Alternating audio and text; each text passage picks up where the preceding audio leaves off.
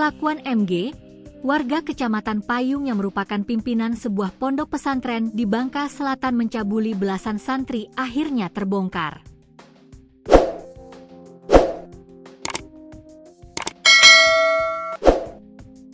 Selama ini perilaku bejat MG tak tersentuh hukum sejak beberapa tahun lalu lantaran korbannya tidak berani melapor ke orang tua.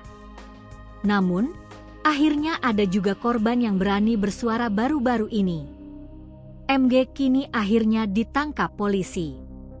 Kepala Satuan Reserse Kriminal Polres Bangka Selatan, AKP Raja Taufik Ikrar Bintani mengatakan pihaknya menangkap MG, 40, warga Kecamatan Payung ditangkap kemarin Kamis, 22 Mei 2025, pukul 19 WIB.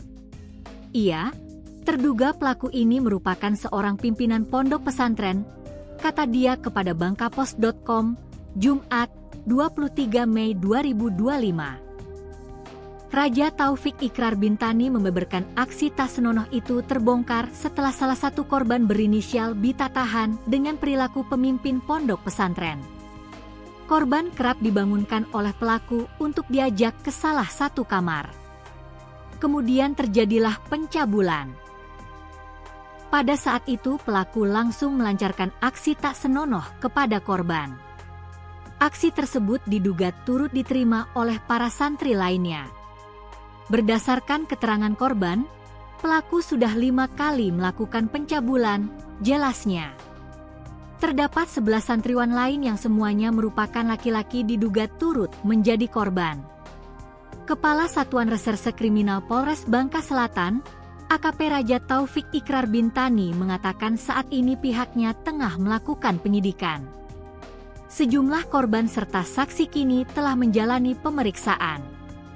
Saat ini terduga pelaku, korban dan saksi masih menjalani pemeriksaan oleh penyidik perlindungan perempuan dan anak, PPARET, Satreskrim Polres Bangka Selatan, kata dia kepada bangkapos.com, Jumat, 23 Mei 2025. Raja Taufik Ikrar Bintani belum memberikan keterangan lebih banyak mengenai perkara yang tengah ditangani, termasuk jumlah santri yang menjadi korban dalam kasus pencabulan tersebut. Namun berdasarkan hasil pemeriksaan sementara terdapat belasan orang anak menjadi korban dalam kasus ini. Dirinya memastikan akan segera memberikan keterangan resmi setelah penyidik merampungkan proses pemeriksaan, baik terhadap saksi maupun korban.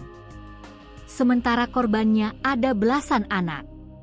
Tetapi untuk pastinya akan segera kami informasikan, ujar Raja Taufik Ikrar Bintani.